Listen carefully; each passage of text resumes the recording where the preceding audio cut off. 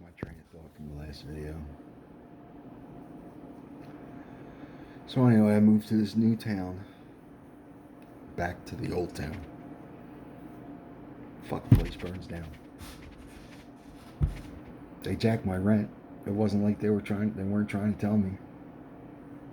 Fucking place, the apartment I'm living in. It's the third apartment I've been in.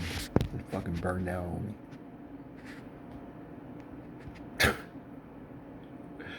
You see what I'm talking about? After one thing after the next. I mean, it's almost ridiculous. It was one tragedy after the next. To this day, it still hasn't stopped. To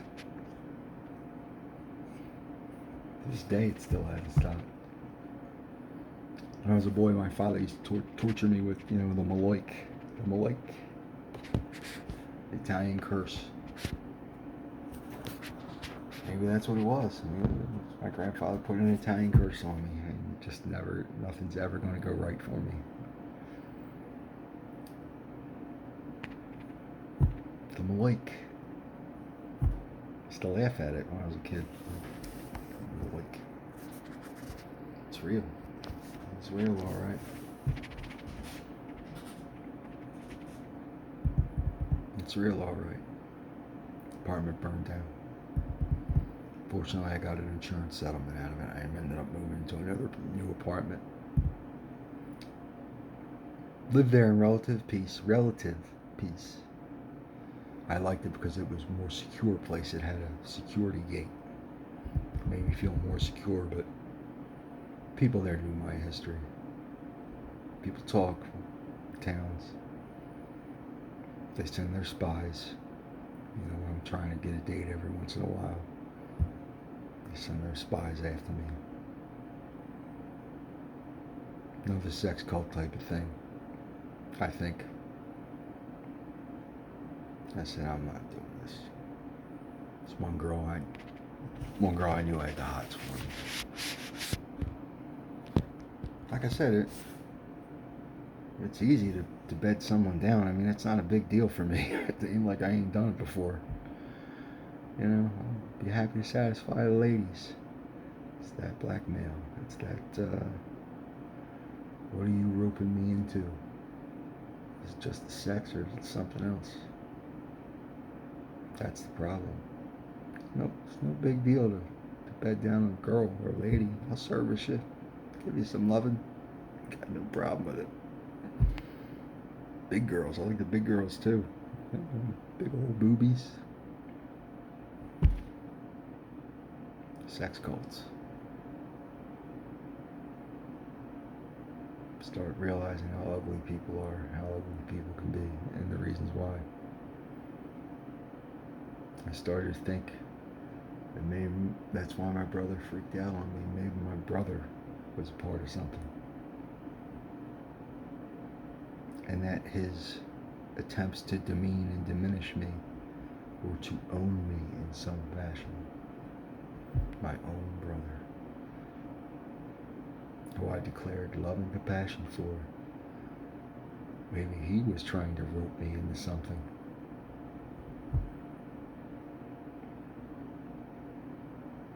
People can covet things about you that you don't realize. That's another thing you learn about people. That it's just not all love and flowers and roses and let's live a happy life. People can covet it for all different kinds of reasons that you don't even understand or even want to think about. Covet you for your size. I've had people say to me, now I could do a couple of bank jobs with you, buddy. I had one guy who wanted me to loan shark for him, help him loan shark. I had to walk away from that. I'm not a small-time gangster. I walked away from that.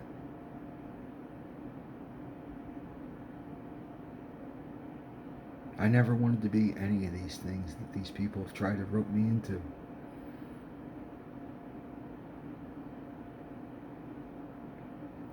Never wanted to be a mafia guy. I was always resentful of my father because he always used some Italian mafia excuse for the reason why he acted like an asshole.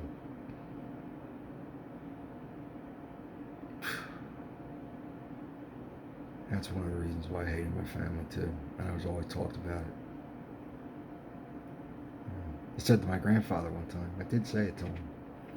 I said, he's the way he is because of his heritage. He thinks he's some type of fucking gangster, so I didn't say it like that. But, and he got mad. He's smoking mad at me.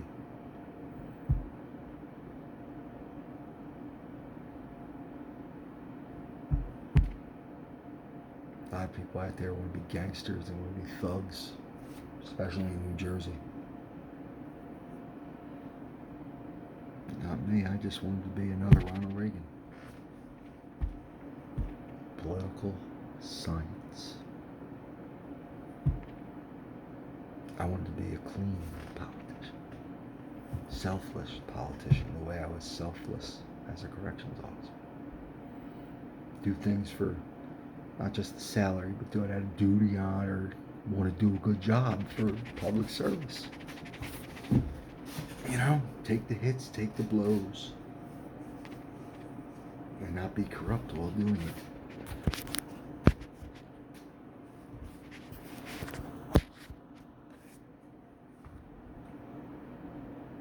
The kind of thing that Donald Trump's doing right now.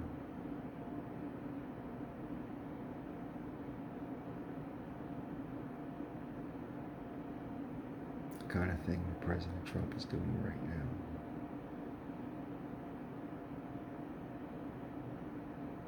I ended up moving out of that town again. I'm not going to tell you where I'm at in this video. I don't even know if it matters.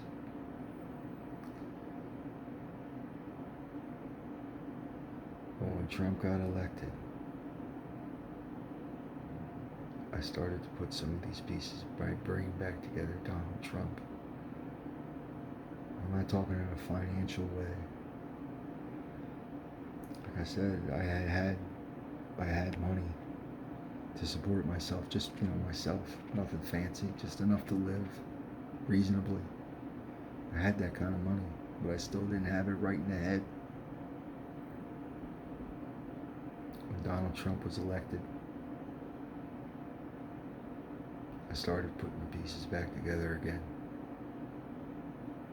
I don't know if it's all back together again. I don't know if it's all there. I can't say it. I don't know. But the figuring out part of things became easier. I started to become red-pilled to certain realities. Things that I had already known in some way, shape, or form. But now it was all making sense because now I see what they're doing to Donald Trump is what they did to me. Political science major.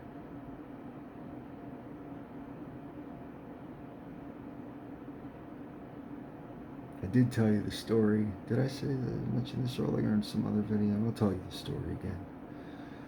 I lost to a guy in districts.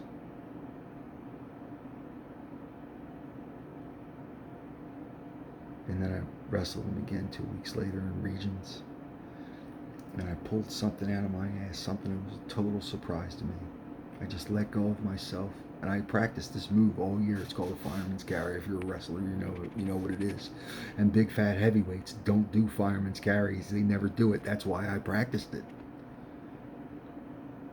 Big fat heavyweights don't do fireman's carries. At least not back then, because the heavyweight division was 189 to 270. So you can be a big fat guy at 260 like I was and wrestle somebody at 190 who's a little fire plug and he beats you, right? But I wanted to learn something that no other heavyweight was doing. I never saw any heavyweight ever try a fireman's carry, and I practiced it all year, and I just shelved it. Never even tried it in a match. I was undefeated that year until I lost to some. I shouldn't even have wrestled that day. I was sick. I lost to some freshman. Let's put it this way: out of the mouths of babes. My wrestling coach's kids were there. And I wasn't feeling well. I was sitting there fat and happy, laying in the coach's lounge. And kids came up to me and said, "Joey, this kid's not bad. He's pretty good. You gotta watch out." Get at it, beat it, cake. It's the little things. The little things that get you. Out of the mouths of babes, man. It's the little things. I had an undefeated record. I lost to this freshman. I lost to a freshman. Just went and flopped like a fish on him.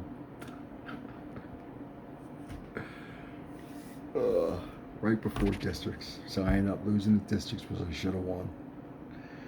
I wrestled the same kid. It's just amazing. I go from losing to winning big to losing again. It's amazing how I do things. I don't know why I do them the way I do. I just pull shit out of my ass sometimes. And I pulled it out unconsciously without even thinking about it. I pulled a fireman's carry out of my ass and decked this kid in 29 seconds. Pull shit out of my ass, man. I don't know where I get it from. Political science. When I was arguing for political science as a young man, I was ideating things that no one else around me was ideating. I was seeing the formulation of globalism. I wrote a paper when I was 23 in 1993 as Bill Clinton came into office. The same Bill Clinton who was president when I had a nervous breakdown in 1997.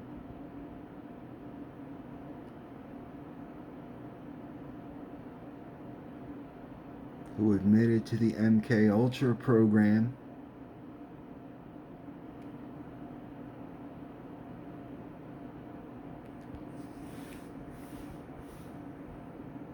But in 1993 I wrote a paper entitled NAFTA, Orwell, and Salt Water.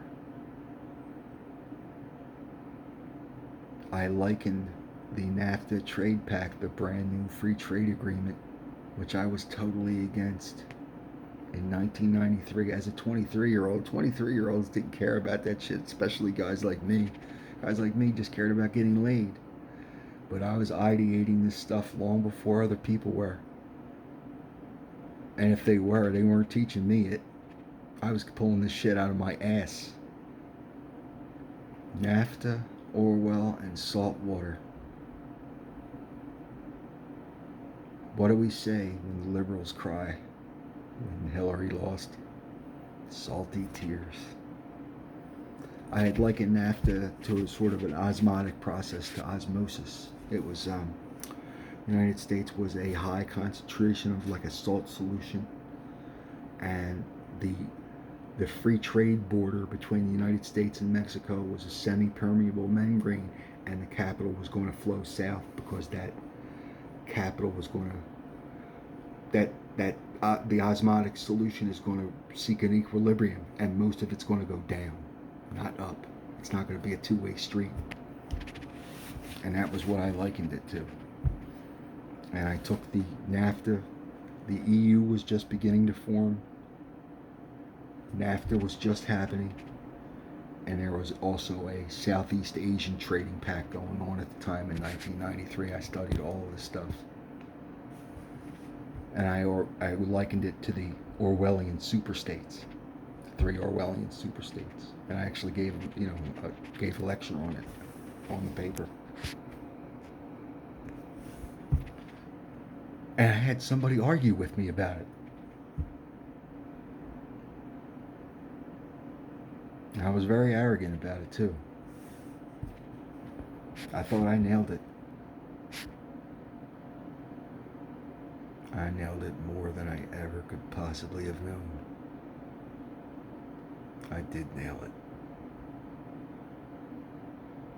Nobody in their right mind would sign this fucking free trade agreement. This is ridiculous. They had already set up a Malcador zone. I don't know if I have the pronunciation correct. I always said Malcador or Malacador. I don't know what it is. There were already jobs going south. Nobody in their right mind would sign this fucking free trade agreement.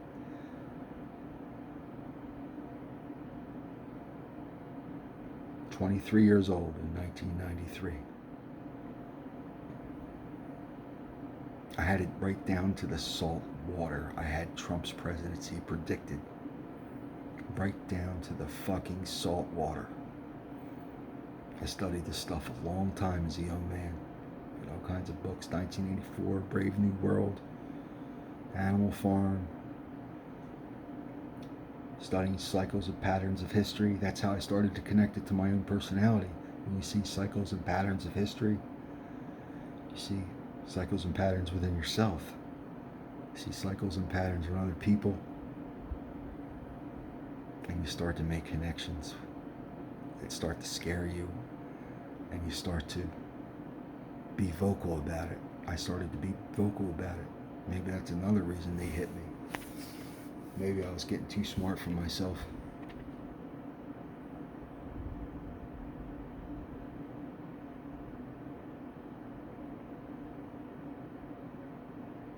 I didn't have sense enough to keep my mouth shut about it because I'd always hated Democrats. I failed tests in high school because I hated Democrats. Believe it or not, this is high school. This is 1980 something. I hated Democrats back then. I've hated Democrats since Jimmy Carter. Ever since Reagan came in office, he lit that fire under me.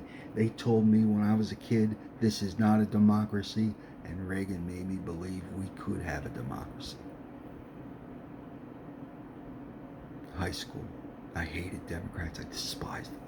Just worthless political party. They're just I don't care what anybody says about me. You call me a loser for all day long. But damn it, I tried to win. I tried to do right, even when I tried to acknowledge when I fucked up. These Democrats, they don't do any of that. They do this shit on purpose. They fuck things up on purpose. They fucked me up on purpose. They left me out there to die. Or worse. You see, I unconsciously knew that machine politics was what allowed my family to do what they did to me.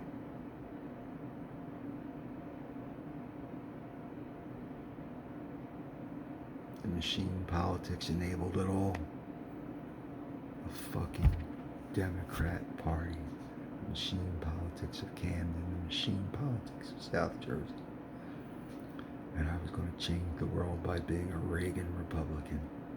And I worked hard at it. I was soaked in political science like a sponge. I could probably out-argue any doctor in political science. I'm a genius at it. I'm a visionary. I predicted the Trump presidency 20-some years before it ever happened. And when he came down that fucking escalator, that was my fireman's carry. When he won, that was my fireman's carry. That was my key. That I could finally say to my abusers, even though both of them are dead, this is a democracy, and I win. I win. You didn't beat me.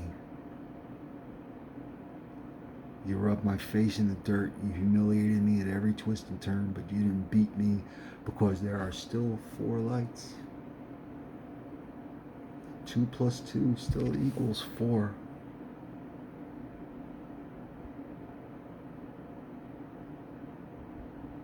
And because of Donald Trump and my courage of conviction and believing in someone like Donald Trump, I didn't know it was going to be Donald Trump. I didn't make that prediction.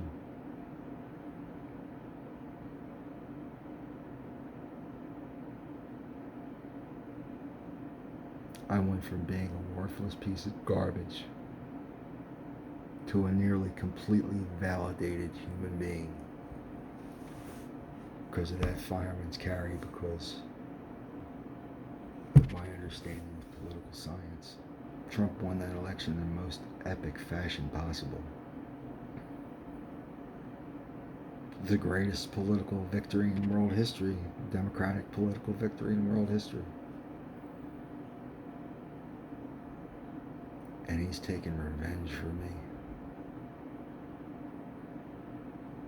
I hope he's hurting him with what he's doing. I hope he's hurting him. I hope he's causing him pain because he's driving him nuts. I don't know what real pain he's causing him behind the scenes.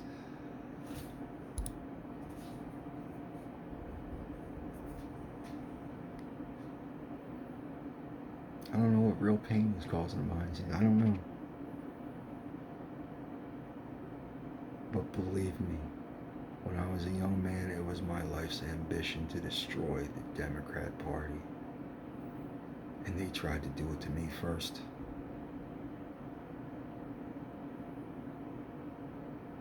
I'm going to tie this off with a revelation after another smoke break.